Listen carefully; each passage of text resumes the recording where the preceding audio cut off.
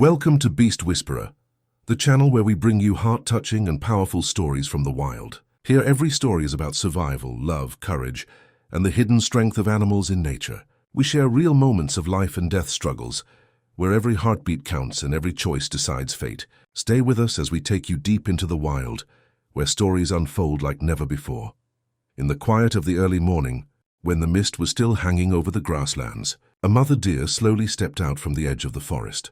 The tall trees behind her stood like silent guards, and the open meadow stretched far ahead, filled with long grass swaying gently in the soft wind.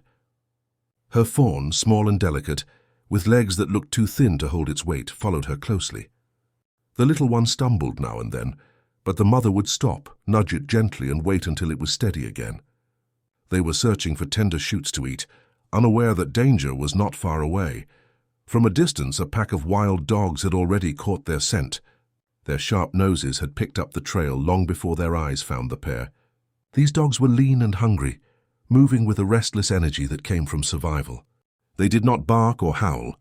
Instead, they worked in silence, their yellow eyes fixed on the vulnerable fawn.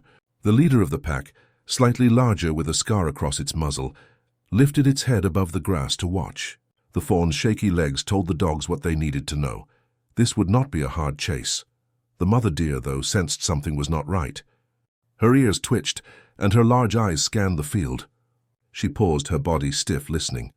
The fawn moved closer to her side, brushing against her legs as if it too could feel the tension in the air. The mother's instincts told her that predators were near, but she could not yet see them. She nudged the fawn forward toward the thicker grass, hoping to stay hidden, but the dogs were already circling. The first wild dog appeared from the left, slipping silently out of the tall grass. Another showed itself on the right. The mother deer's heart raced, but she did not run. She knew the fawn could not keep up if she bolted. Instead, she placed herself between the fawn and the danger, lowering her head and stamping the ground with her hooves. The dogs did not rush at her right away. They were clever. They spread out, forming a half circle, waiting for the right moment. The fawn trembled, pressing itself against its mother, not understanding why the air had suddenly grown heavy with fear. The mother licked the top of its head as if to calm it, even though her own body shook with tension. One of the dogs barked sharply, and then another answered. It was not noise to scare her, it was a signal to each other. In a heartbeat, two dogs rushed forward, snapping their jaws. The mother deer leapt sideways, her strong legs kicking out with all her force. Her sharp hooves struck one of the dogs in the shoulder, and it yelped, rolling away. The second dog narrowly missed the fawn's hind leg, its teeth snapping shut on air. The pack circled again, more cautious now.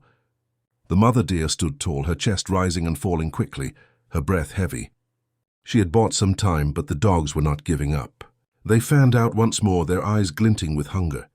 The fawn tried to take a step back, but the mother kept pushing it behind her, ready to fight again. Minutes felt like hours as the standoff continued. The dogs made small dashes, testing her strength, trying to tire her out.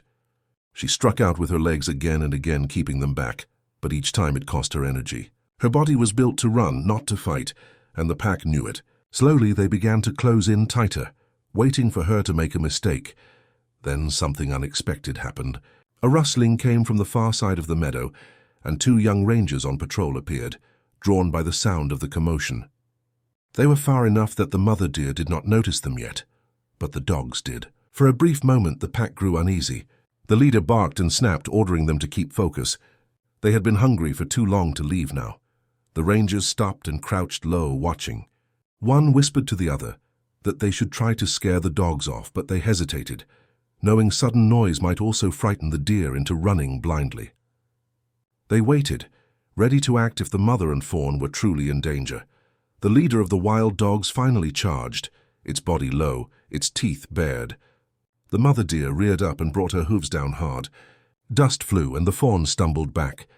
The mother's hoof caught the leader across its muzzle, drawing blood. The dog yelped and backed off, shaking its head. The others hesitated, unsure if they should press forward. The mother's courage was greater than they had expected, but she was tiring. Her sides heaved, her legs trembled, and the fawn's frightened bleats pierced the air. One of the younger dogs tried to circle around, aiming straight for the fawn. The mother spun with surprising speed and leapt toward it, knocking it off balance. The fawn ran a few steps confused but stayed in the open. Now the pack had 2 targets and the danger doubled. At that very moment, the rangers decided to act. One of them raised his rifle, not to shoot, but to fire a warning shot into the air. The loud crack split the silence of the meadow. The wild dogs froze, ears flattening, their eyes darting. They knew this sound. They had learned to fear it.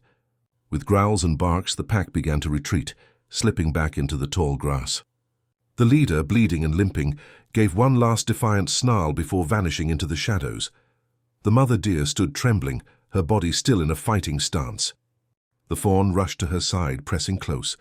For a few seconds she did not move, waiting to be sure the danger was gone. Only when the last sound of paws faded did she lower her head and lick the fawn gently. Relief washed over her, but so did weakness. She had spent all her strength. The rangers approached slowly, speaking softly so as not to frighten her. They stopped at a distance, watching in silence. One of them whispered, amazed at what they had just witnessed, the bravery of a mother who had risked everything to protect her young. They knew better than to interfere. The deer did not need their hands now, only their respect.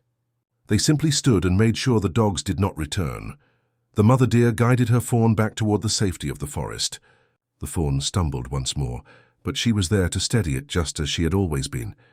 Every step they took was heavy with exhaustion, but also with victory. They had survived what should have been impossible. As they disappeared into the trees, the meadow grew quiet again. The mist had lifted, and sunlight spread across the grass, erasing the shadows where danger had hidden. The rangers stayed for a while, still watching, still listening. They knew they had seen something rare, a moment of courage that spoke louder than any words. Later that evening, the wild dogs regrouped far from the meadow. Their leader licked its wound and stared back toward the forest. They had lost their chance, but the hunger remained. Yet for that day, the mother deer's strength had been enough. She had shown them that even the weakest-looking creature can fight with the heart of a giant when protecting its young. Deep inside the forest, as night fell, the fawn curled up close to its mother. Her body, though sore, was warm against the cool ground.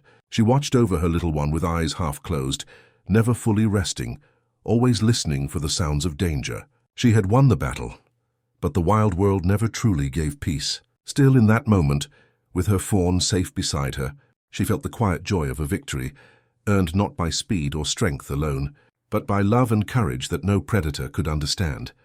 Thank you for watching this story on Beast Whisperer. If you enjoyed this tale of survival and courage, make sure to subscribe to our channel, like this video, and share it with others who love wildlife stories. Your support helps us bring more powerful moments from the wild to you. Don't forget to hit the bell icon so you never miss our next story.